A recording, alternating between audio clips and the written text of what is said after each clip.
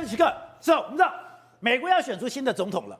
选出新的总统，当然我们都会关注这个新的总统的发展。这个新的总统到底是谁？而今天台湾股市大跌，也跟这个川普有可能当选，这个川普对台湾的看法有关系。是，所以现在你就看到全世界有很多其实骚动，有很多东西开始在转变立场，而这些骚动、这些转变立场，都是跟川普这个大的灰犀牛即将迎面而来有关系。但另外有一个人，你说要特别关注的，竟然就是伊隆马斯克。是，因为当川普如果当选的话，你说伊隆马斯克可能是一人之下万人之上，他可能会权势熏天。那权势熏天跟我们台湾有什么关系呢？没有。结果搞了半天，伊隆马斯克不但是他全力的支持川普，他跟普丁定期通电话。对。而在跟普丁定期通电话的时候，他取得普丁的信任。取得普丁的信任的时候，普丁居然拜托伊隆马斯克做一件事情。当你的星链决斗，帮我们看到画面，现在7000颗卫星已经将整个地球团团的围住了，而团团围住里面，它会经过台湾的上空，经过台湾上空，他说：“台湾上空的星链能不能把它给关掉？是，不要给台湾使用。”对，没错。事实上，现在全世界最有权势的人可能是川普，但是呢，我觉得未来伊隆马斯克他可能也会非常是有权利，而且会权力这个滔天。为什么？你看最近一段时间呢？这个伊隆马斯克全力在帮这个川普竞选，所以如果川普当选的话，伊隆马斯克他已经承诺了会重用伊隆马斯克，重用，而且伊隆马斯克说什么他大概都会听哦。那不只是伊隆马斯克在川普面前说了上话，他跟普丁面前也说了上话。你知道最近媒体报道什么呢？原来的普丁呢跟伊隆马斯克定期会联络，定期打电话，他们会定期讲一些话。那讲的话好到什么程度呢？好到普丁跟伊隆马斯克说，这样子啦，因为我们现在目前为止星链计划在全世界这么多，对不对？那你帮个忙，那这个台湾的上空不要用星链计划，你把台湾上空的星链计划关闭，那我们算是帮习近平一个忙。他普丁还帮这个习近平要求伊隆马斯克帮他一个忙啊，他这样子给习近平一个 favor。对，所以你看，在这个星链计划所全世界的服务厂商里面来说，台湾这个就是黑的。你看台湾的颜色跟中国跟俄罗斯的颜色是一样，都是完全不能够用星链计划。所以你就知道说，伊隆马斯克可能在未来的，如果川普真的当选总统之后，哇，他的权势恐怕会相当大。我们要注意他的密切的这个发展。而且你从这个俄乌战争，你可以看出来说，现在全世界最好的通讯这个设备，而且你能够影响到全世界的，真的就是这个星链。没错。我刚才讲到这个星链里面，台湾就在这个地方。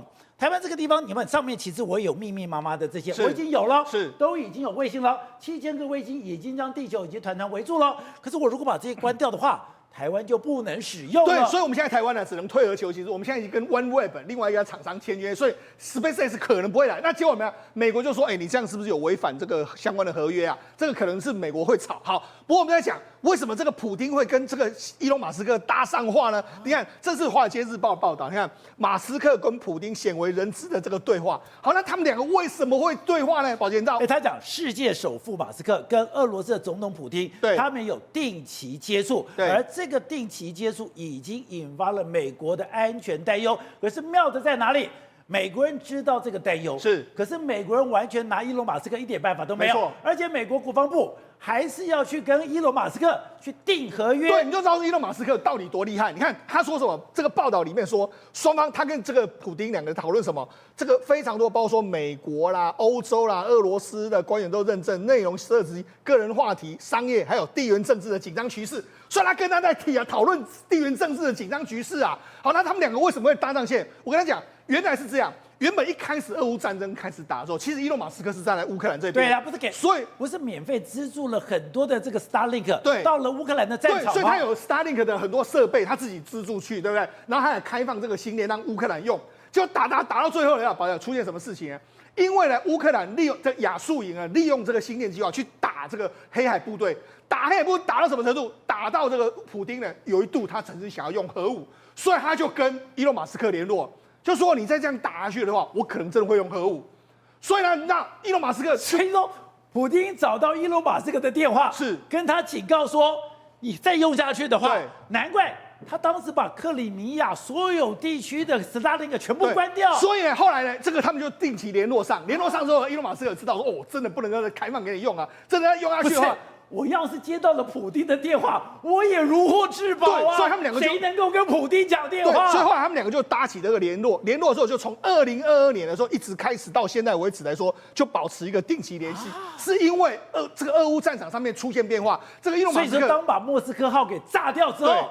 整个普丁的颜面告不下了，是所以他就直接找上伊隆马斯克。对，所以伊隆马斯克后来在资助整个俄乌战场上面，他就变得相对比较保守。对，你知道到现在为止来说的话，星链计划，你说乌克兰可以接受，对不对？抱歉，俄罗斯也可以接收啊。所以为什么前一阵子俄罗斯的无人机为什么打那么准？对，就是因为他说啊，反正我就开放，你要乌克兰也可以用，你俄罗斯如果你买得到这个第三方的这个，我不会直接卖给你星链的设备，你如果买得到的话，那你也可以接收星链。所以为什么俄罗斯在最近它的无人机会那么准？是因为星链计划打开，它也让它用。所以等于是现在它其实，在俄罗斯上面来说，它某些程度来说的话，它在俄乌战场上面是持一个中立的这个立场。所以说，你今天无人机，我们讲的从俄乌战争都知道，无人机现在是战场里面最重要的一种武器。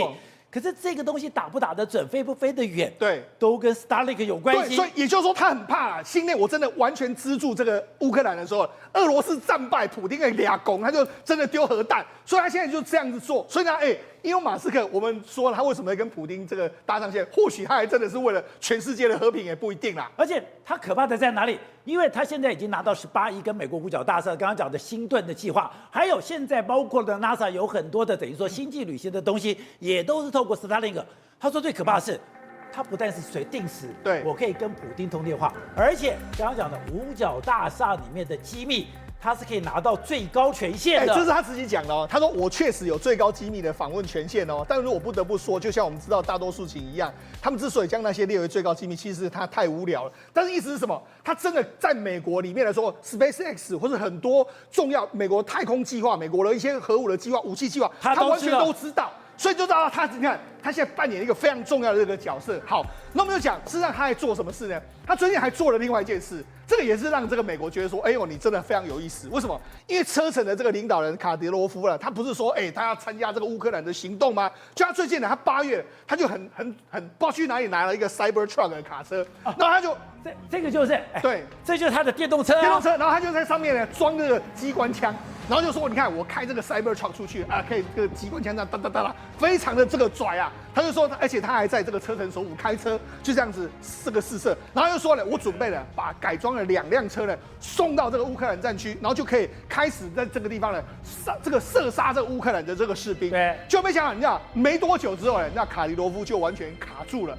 因为什么？因为伊隆马斯克就说，那我们就用远端的这个遥控把他的车锁住了。结果他后来就这个车就锁住了，就锁住这样一个状况，就那可以锁住。当然了，因为什么？你说卡德罗夫太大嘴巴了。今天我相信这绝对是伊隆马斯克送你的，因为这个是个 Cybertruck， 对，他才刚出来，是全世界要买也根本买不到。对，你怎么可能说车臣共和国的总统这么千里之外你可以弄到这台，而且你还弄到2台，你不都弄到2台，你还可以改装，这没有伊隆马斯克的支持，你绝对不可以的。结果他就这么摇摆说，我拿到了 Cybertruck 的，我现在有这个东西，我还把它装上了机关枪，他自己很了不起，就被伊隆马斯克知道也很丢脸，对不对？他这样，董伟康在千里之外，你在车臣哦。竟然在美国，在这个美国的这个星链的单位，我就只要关掉一个卫星，对，我关掉卫星之后，这一台的 Cybertruck， 对，它就不能动了。对，原则上是锁住这台车的这个所有的这个电脑是这样子，就把它锁住了。对，把它锁住。那为什么这样？因为呢，这个卡德罗夫太过嚣张，他就这么嚣张，你看到没有？他就说我要这边我要射击了。对他那边展示，结果人家美国人就骂说，他怎么会有这台车？就人家就说你是伊隆马斯克送的，伊隆马斯克在 X 上面说，你觉得我会那么蠢吗？我当然不会送给他。当然是你送的。对，但是他只能怎么样？只能把它锁住嘛。所以没多久就锁住了。锁住的时候，然后卡德罗夫就说这个也不难忍，你怎么能这么做呢？所以他还批评了伊隆马斯克。他讲最好笑的是，马斯克的行为很糟糕。对，他真心诚意的送给我昂贵的武器，不昂贵的礼物，结果他把我远程禁用。对啊，所以你看他还讲出事实了，但是伊隆马斯克不能承认啊，所以他只能够锁住啊，锁住来说好，这2台车现在就摆在这个车臣的这个总统府。那如果照这样讲的话，那代表什么？代表说我今天卖的这个所谓的特斯拉是。在你全世界任何的角落，你任何的机型，对我都可以在千里之外把你远程封锁。当然，我只要知道这台特斯拉的电脑的编号是什么，我就可以锁住它，这是没有问题的。所以为什么中国前一阵子会控制说你特斯拉的车不能够进到那些敏感区？这的确是有原因的，这不是假的。不是，这不更证明卡德罗夫的这个车子是特斯拉是他送的吗？对，不然你怎么知道卡德罗夫的型号是什么？对啊，他能锁住它，基本上就是这样子嘛。好，那我们讲，事实上除了这个他在这个所谓电动车这一块领域非常厉害的，对吧？另外就是我们前一阵子我们不是讲吗？它的这个火箭可以回收嘛，对。那件事情也是让全世界觉得非常的厉害。好，那他为什么他这个很厉害？宝杰知道，事实上他现在接下来准备还要把这个火箭呢往外送。那根据目前为止他们的说法是，猎鹰9号原本的发射费用是一次要7000万美金。然后现在可以重复使用之后呢，你成本可以降到5000万美金。但是随着你成本越来越低之后呢，宝姐每一趟可以降到不到1000万美金，然后后来还可以降到大概是原本的1/50到1/80，成本会非常低。以后搞不好是每天都可以发射啊，然后可以送很多东西啊。所以他就说这是美国五角大厦的两难，因为美国五角大厦它根本没有其他替代方案。是，现在波音已经垮了，包括这个是蓝色起源也不能跟上。是的，所以他只能跟伊隆马斯克打交道。伊隆马斯克打交道之后，他就算是被伊隆马斯克控制了。对，所以你看伊隆马斯克在2个领域，电动车领域，另外一个在火箭领域来说是遥遥领先。另外就是他现在未来不是还有准备要到火星去嘛？你看火星计划他都已经准备好了。宝杰他们怎么去火星呢？他们就2台这个火箭飞过去，对不对？一台火箭上面载人，然后另一台火箭上面载另外一个燃料棒。飞到一半的时候呢，这个燃料棒丢回去之后，这个另外一个燃料棒就装到另外这个有装人的火箭，然后再往前推进。往前推进之后，最后准备要到火星的时候，再把那个燃料棒丢弃，让它回来。那因为火星的引力比较小，所以你只要那个驾驶舱回到这个月球到这个火星之后，它可以用驾驶舱本身的动力就可以回到地球来。所以他们等于是都已经想好。你看，伊隆马斯克连这么复杂的计划都已经想好的一个状况啊。以前我们是一个飞上去，对，然后透过地球的引力，然后往这样抛射。对，它不是，我是2个直接上去，对，一个载人，一个我有这个所谓的动力，对，我还可以在空中相接起来，对接它的燃料棒之后，然后再飞到这个火星之后，然后火星我再把这个燃料棒丢弃，然后再从这个驾驶的这个所谓火箭，然后再回到地球来。所以他们已经都把它想好。所以呢，伊隆马斯克未来的权力之大，你看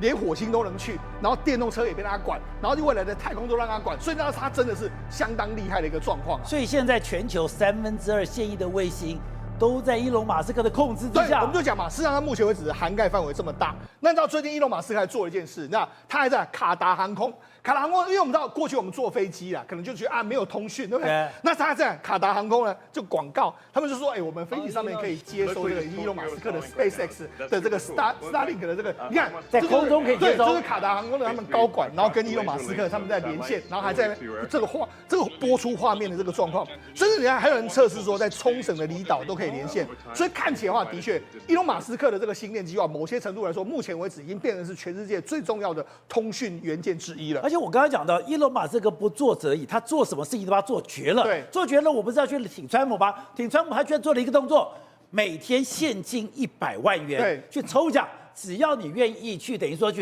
认证，对，你愿意去投票，是，他不是假的哦。每天都有100万这个支票对送出去，而且目前为止已经送了5、6名了，都是真的100万美金了。他真的送出去，每天100万，每家真的送出去了。你看，真的是100万美金哦。那因为什么？因为他有一个叫美国政治行动委员会，他就说啊，你只要请愿，我们请愿我会保障美国的言论自由这样的请愿，你只要签了这个请愿呢，那通常是这样，你会填请愿，你可能就会登记去投票嘛。所以某些程度，他就鼓励共和党出来投票。那他很故意哦，他选了7大摇摆州。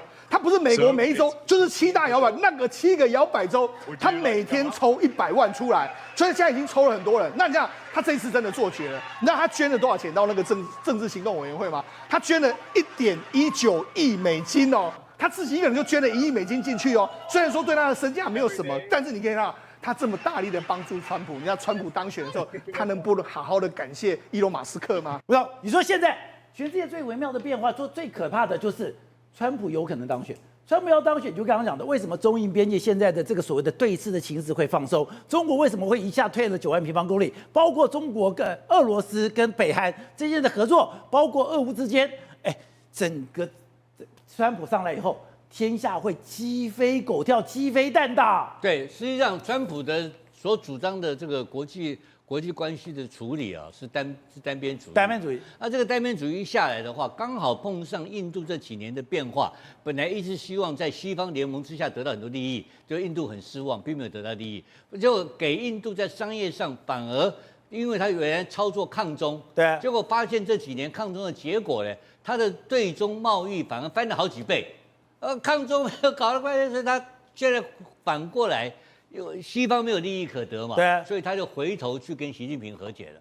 这是一个很奇妙的一个变化。对，而且未来美国要跟这个印度要跟美国得到好处的可能性，他也看不到啊，因为这个。所以现在目前，川普当选的几率越来越高吗？川普当选的几率越高，大家纷纷为了川普当选开始做准备吗？搞到今天，台湾股市都大跌了。对，但是川普点名台积电啊，对不对？跟台积电加税啊，要修理台积电呢，台积电当然要倒霉一下了。但是这个川普现在所做的东西了，但是你就要看另外一个人，就 J.D. Vance 昨天也讲话了嘛，他说台湾比这个乌克兰重要太多嘛，就是因为台积电嘛，啊，所以这个因为起码，但川普是在操作啦。目前这几个所谓的几个摇摆州，确实是有很大的影响。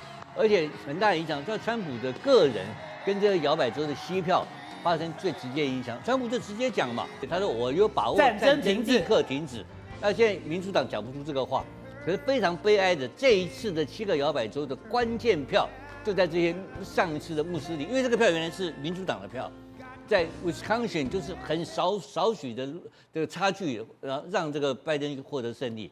那在这一次，就是原来投给拜登的这些穆斯林的票，有可能因为以哈战争的关系，对，转向投给川普，所以川普会发生戏剧上的变化。那如果川普一当选的话，川普根本就是一个犹太复国主义者，而且川普的这个整个的金主里面，川普的募款大概我记得好像18亿美金左右，对，其中30%啊是财阀。像 Elon Musk 这种大财阀，那有一个是金沙赌场集团的一个老板的遗孀，要给了他1亿美金。那这个人本身是以色列人，是以色列籍的医生，女医生，她就是一个典型的犹太复国主义，她恨死了这些阿拉伯人。对，所以在这些人都围在川普旁边，川普会干什么事情，对不对？所以你就发现说。但是川普会硬干的，不打模糊仗的。川普的态度很明确的情况之下，可是这个时候以色列态度也改变了嘛。对，所以以色列在这次再开始去攻击伊朗的时候，非常有节制的攻击伊朗。到昨天晚上我都不确定这个事情。昨天我看了外电所有的报道，我发现以色列在未来的10天之内不会发动攻击了。不会发动攻击，你说卖给川普面子，他要卖给美国面子，他不要影响任何一方了。对，因为这个打下去的结果会不知道会影响谁的哈，我不确定了啊。但是看起来好像可能影响川普比较大，因为这个票是穆斯林票，会投给川普。对，所以这个川普是在对以哈战争的态势。但乌克兰就更别提了嘛，他本身跟这个拜登他本身跟普丁可以随时通话。对，他讲过嘛，他1天之内要结束战争嘛。对，会不会做到？他会做到吗？1天之内不可能，但是明年一定会做到。因为今天又传出来一个消息，所以印度本身的第一大报叫做《印度时报》。印度时报突然间登个消息出来，说莫迪要出来扮演和事佬，是要在印度来谈判。要解决这个要这个让俄罗斯他要出来当和事佬，要出来当和事佬，安排普丁跟泽伦斯基在印度谈判，要达成印度的和平，要达成这个乌克兰的这个和平协议。那问到由这里面采访到谁呢？采访到泽伦斯基说他愿意谈判。哦，但是被川普吓到了。对，他愿意跟普丁谈判。但是要依照他的方法来谈判。对，他上次有一个和平论坛里面也提出一个框架，就按照，因为他是个被侵犯者嘛，对，我是被侵略者，我希望拿到我一个胜利的姿态来得到一个和平嘛。所以就是说，那普丁会不会愿意谈判呢？我相信普丁也愿意谈判。对，那可是这时候莫迪刚好跑出来了，莫迪出来也不是巧合，因为莫迪跟普丁的关系非常好。因为你看到在这次的这个喀山的就是这个金砖会谈，说你看这普丁对他的态度，两个拥抱，对习近平是握手，那是不是这中间另外一个新的棋局在进行？当然是嘛，还有新的棋局在动，就大国外交早就开始准备，他不可能等川普上来再搞啊，他先都已经开始铺垫好了嘛。对，所以这个东西已经在进行中。那这个川普会当选，让大家每一个人都心里都有最坏的打算。那避免这个最坏的事情发生之前，各自自求多福，问题我自己解决比较好一点。所以这时候你看，因为川普会改变游戏规则，我在改变游戏规则的时候，我一定要找到一个好的起跑线。对，可是川普的东西还没有动之前，大家先解决掉问题是成本会比较低嘛。所以大家也知道川普的不确定性很高嘛。那在不确定性很高的情况之下，把问题留给那个绝对会吃亏的人嘛。对。那个时候，我觉得未来的这个单边主义里面，目前看到全世界最大的受害者应该是中国大陆，因为川普有一个确定的东西，就是说在提高中国大陆的进口关税，对，这个是非常确定的原则，不会改变。所以说现在等于说川普上来以后，他最大的唯一的敌人就是中国，我要全面包抄，那难怪。中国现在左支右绌，不知道怎么办了。就中国面对这个问题的方法，那他没有办法，他这个就是说变成可能他有什么样的政策不知道，但是我觉得中国已经开始让步，非常大的让步。这时候让步我们要回到一个很老的题目，你记不记得有一个 Longer Telegram 有一个长电报的那个概念，就是会变成了中国从这个所谓的个人独裁转向集体领导的可能性非常大。好，所以宇轩刚刚讲到的。以色列这不是对伊朗进行攻击吗？进行攻击的时候，今天更多的消息出来是，我看了吓一跳是，昨天得到的消息是，他居然长期着陆飞行了2000多公里，飞行2000多公里，在神不知鬼不觉的状况下，把伊朗的飞弹的推进器、推进燃料全部都给炸掉。结果今天更新的消息夸张到什么？他的没有一架飞机启动，没有一个火炮的射击，代表他们今天怎么来的，怎么走的？伊朗完全不知道，伊朗完全被动。宝大哥完全不怪说为什么他们100多架没飞行，因为他们根本已经完全丧失他的眼睛。现在最新出来的消息是说，包括所有的萨姆300，以及我们刚才讲到涵盖千里范围之内雷达，包括所有的鹰击，宝大哥你知道发生什么事吗？全数摧毁。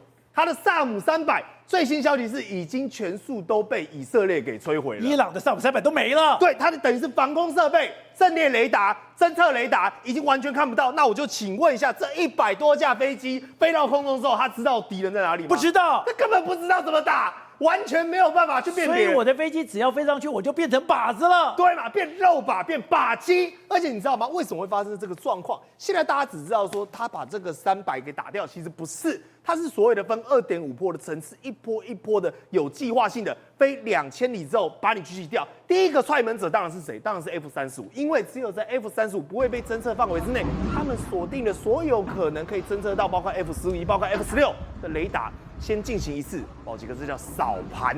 我把你所有的阵列雷达都扫盘之后，我在第二个步骤是什么？把你有可能攻击我、反击我的燃料，以及相关的炼油厂，以及相关的飞弹的储存地。全数给打击掉，所以在这个状况下，宝林，你知道造成什么样的结果吗？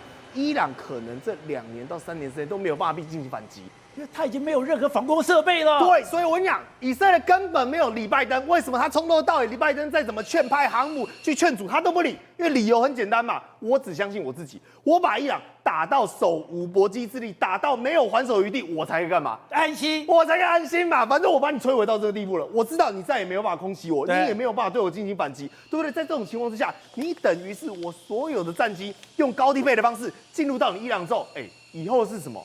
我想炸哪里就哪里哦，我加油机直接开过去，补完油之后，我 F-15E，各位，那是可以装 Jaden 的，那是可以装联合攻击导弹的，对，它这是可以我们讲钻地弹，钻地弹的，所以你藏在地下也没有用，所以你全境之内，现在变有是我以色列的后花园，我爱去那边浇花，我爱去那边种草，爱去那边挖土，你完全都拿我没办法。而且你说你今天看的，今天如果中国看到的这样的状况，中国一定会吓到毛骨悚然，因为包括我们看到现在传出来消息是，它是用整个搭配的 F-35踹门了以后，这个 F-16、F-15的高低配刚刚讲到它的 F-35的中队。我进去的时候根本如入文之地，这里边有萨姆300，甚至连古老的萨姆200都有，包括连中国的红旗飞弹、红旗反这个所谓的飞弹，它也都有，没有用。我今天俄罗斯的飞弹，我今天中国的飞弹，没有一个看得到，而且我在进去之前把你的阵列雷达全部打掉了以后，我的 F-15、F-16高低配之后，你也不知道它是远距还是直接进去，没有人知道，反正就把所有的东西都给炸光了。那我们要问哦。今天如果我的 F-35、F-16、F-15高低配前后的这个攻击的话，我都挡不了，那中国挡得了吗？那中国我不是就对你的 F-35，对你所有的东西都挡不了了吗？对，马来哥这分两个城市，第一个萨姆400原本是包括中国、包括北韩，甚至包括我们讲俄罗斯最引以为豪、防空设备最强的。因为你刚刚讲到的这个红旗哦，卖去国外，人家根本就放在仓库里面，用都不用嘛，因为效果太差了。那如果连最好的设备都挡不住，那我就请问一下，在这种我们讲的超视战的状况，中国要怎么样因美国？你不要忘记哦，美国是不是在第一岛链部署了一大堆 F-35、F-22？对，那请问一下，打过来的到时候不是我也变瞎子？而且刚才讲到美国本土之外，最多 F-35的国家就是日本了。对，而且都放在离岛，还不一定是放在本岛，所以你根本就拿来没辙。而且你提到说，中国不但是武器老旧在，已经是可能被美式武器压制的，还有一个狭路相逢勇者胜。你说战争的勇气，中国有没有，也是一个问号。当然，宝雷哥绝对没有，我敢这样讲。为什么？因为已经得到验证了。普丁为什么这是不是现在这个时间点，不断的把北韩拉上台面，不断的把北韩称兄道弟，再三强调北韩提供11000名士兵，以及980座所谓的自带军火库、自带弹药库、带架装去。因为理由很简单啊，因为北韩敢打你，中国不敢打。你中国没有那个勇气一战嘛？你习近平已经被我们俄罗斯看破手脚，就是有贼心没贼胆。讲白了，中国的士兵绝对是全世界最多，而且他的武器，但为什么习近平不敢打？所以我们刚才讲的超视战，你要知道一个概念哦。请问一下，现在乌俄战争所面临到新一代，我们讲的 Starlink， 我们讲的无人机千里驱敌之外，我们讲的以小博大不对称作战，我管你什么坦克再怎么精锐，中国传统的建军是用什么思维？就是用二战那个时期的思维嘛，你所有建军的系统，大洋舰队、核能潜艇，请问一下，如果你面对到乌俄战争这种新形态战争，美国如果用这种不对称作战，包括我们讲海军陆战队在离岛跳岛，然后用这种300公里的、500公里的加成的导弹攻击你，然后不断的如同鬼影之般，你根本抓不到它，你这些旧时代有什么思维，有什么用？你不敢起飞，你不敢打，因为中国知道自己没能耐打。他看完以巴战争之后，他看完乌俄战争之后，他心里想一件事情：那我哪有能耐去跟这种我去这种瞎搅和？看到我都怕死了。所以你看哦，在这个情况之下，变成是北韩为什么很重要？因为它是一个对照组啊，北韩至少敢打嘛，对不对？而且他11000名士兵，你看哦，输送到我们讲俄罗斯之后，他不一定会变炮灰哦。当然，为什么？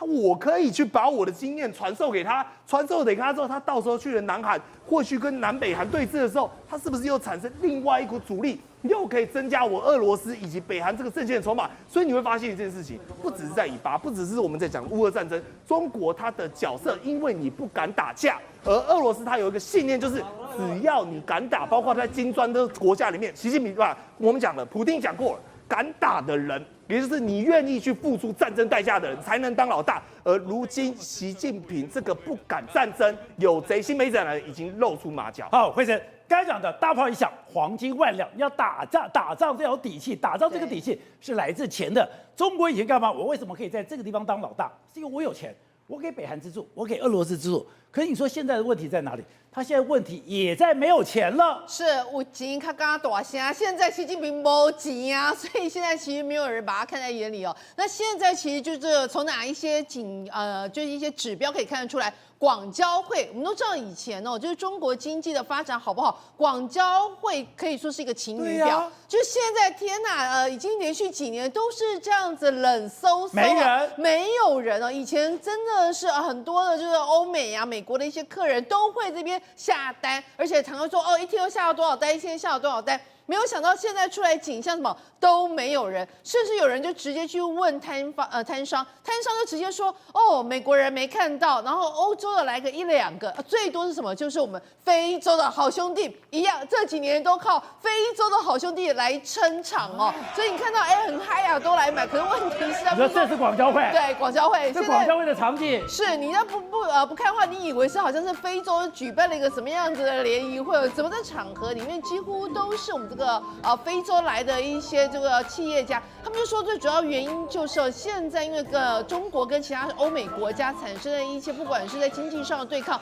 或者是科技上的一些对抗，导致现在真的只剩下非洲这个部分来，尤其就是一些跟他们在“一带一路”这边，然后跟他们有一些贸易往来这边来的人最多，那它也导致了一些状况，什么状况呢？毕竟这些都是发展中国家，所以呢，他们的一个采购能力还是有受限，因此中国前9月他我们就发现哦，不管是在贸易数字上，或者是外国人直接在中国投资的数字上，都呈现一个大幅的衰退。其中一个数字最惊人哦，就今年的8月，就是外国人到中国直接投资的金额，竟然创下25年来最大的跌幅，年减大概50.4%哦。回到什么时候水准？回到2004年8月水准。所以过去这20年来，中国因为改革开放之后的所有经济上面的红利，就在这几年内几乎归于零哦。所以他们就说这个数字是非常非常的不寻常哦。那也因为这样的情况，其实现在呢很多中国的街景哦都呈现，你也知道，就是这种广交会啊什么会，其实它就等于是一个外国来订单，外国订单就有这个订单之后呢，中国包括深圳这些工厂才会开始就有很多的订单来，然后开始很大规模生产。而且你说有个数字非常重要，就是中国1到9月实际使用外资金额居然比同比少了30.4%。这代表外资都跑了，代表外资都跑了。那事实上不仅是外资跑了，连进来的外资也都是锐减的。所以这代表了中国这个经济的状况。你看外国人都不进来，你货也出不去，所以你现在看到状况是什么？工厂都关了，有没有？千平的工厂几乎全部都关了，东莞的工厂关了，然后呢，包括广州的工厂也关了，然后呢，还包括哪里？反正就是你以前想到什么义乌啊那些的工厂，几乎都是这样的空荡荡，而都是这样空荡荡的话，就由此可见，中国的经济到目前为止还是非常非常的凄冷。好，瑞德，刚才讲到的北韩，刚刚讲狭路相逢勇者胜，在这个时刻，我居然敢派部队派了12000名，百万甲，你这个瞧一瞧，你说北韩的特种部队受的训练是最艰苦的，他们可以在最恶劣的环境里面生存，他们对痛苦的忍受度可能是所有的部队最高的。还有一个更可怕的是，当他们现在到了俄乌的战场时候，他们也可以从俄罗斯这边学到最新的战术，学到最新的武器，这就是南韩为什么跳脚的原因。对，没错。那么事实上呢，北韩的特种部队啊，从过去的18万已经扩增到20万，是全世界最多特种部队。特种部队呢，那么跟一般的陆军步兵不一样，它是特种作战，所以也是精英中的精英啊。那么这次北韩无预警的派了12000名的这个所谓的那么风暴军团去。他不是派，一开始的时候我记得，那么当时讲说派12000名是工兵，如果他是去派工兵去帮他构建俄罗斯的这个相关的这个战地的话呢，也就算了。这次派的是第一线的攻击性的这个特战部队去帮他，我相信绝对不是西方媒体说的又瘦又矮又小，营养不良。为什么？因为他们代表北韩去打仗。如果他们代表北韩去打仗不堪一击，那我问你，那么金正恩的面子，包括南韩在内，是不是把全世界看在内？你会把这个等于说北韩的军队看扁嘛？对，所以这一次绝对那么要面子。但是呢，问题在这个地方，北韩的特战部队，他训练的方式是土法炼钢，他还停留在过去的那种老式的那种特战部队的训练方式我们常看到的，刚刚那个像美军常常不是扛个木头啦，然后呢匍匐前进啦，然后呢胸口碎大石啦，这些东西啊，这些东西是在训练自己的相关的战绩。但是在这个乌克兰战场上面呢，你说有没有用？也可以说有用，也可以说风险很高。为什么？因为这次乌克兰战场上，让我们看到什么？无人机。无人机的战术是北韩他们没有的。那我请问一下宝洁，既然过去无人机的战术是北韩没有真正把它列入实战考量，经过这次的战争了以后，是不是就把无人机给带回北韩去？他就会了。他被带回北韩去以后，我告诉各位他的死对头、死敌是谁？死敌是本来要统一，现在变成敌对国家的南韩嘛？那南韩，请问他有无人机的这个等于说实战经验吗？没有。所以呢，这一次的这个等于说部队，我相信12000个人最后活着回去的人剩下不到一半，但只要一半就好了。为什么？一半的人活着回去，这些都是种子教官啊。那俄罗斯事实上呢，也训练他们包括在5个基地全部训练完毕以后，再次整训完毕以后，才把人派到战场去。现在在俄罗斯，如果没有意外的话呢，11月就直接派到顿涅茨克这些战场去了。他真正进到这个乌克兰的战场去了。那你要知道，对这个南韩来讲，你是直接把我的死敌放在那边去嘛？各位不要小看南韩，误以为南韩好像战力也是瘦瘦小的，没有，南韩战力全世界第5大，南韩的出口的军火是全世界第4大。所以呢，本来在此之前，宝洁还记不记得，当时美国用购买南韩的155榴弹炮的那种方式呢，购买了30万发送给了乌克兰这些国家嘛。现在包括南韩给的是什么？给的是包括这个除雷啦，干嘛这些东西？到时候为了要对付这个死敌，对不对？北韩呐，到时候 K9自走炮、火箭炮，各位不要小看南韩的火箭炮，南韩火箭炮可是打败中共跟俄罗斯，取得世界订单的，把这些无偿免费送给乌克兰，把这个12000名的北韩部队全部歼灭在乌克兰战场。那你认为南韩会怎样呢？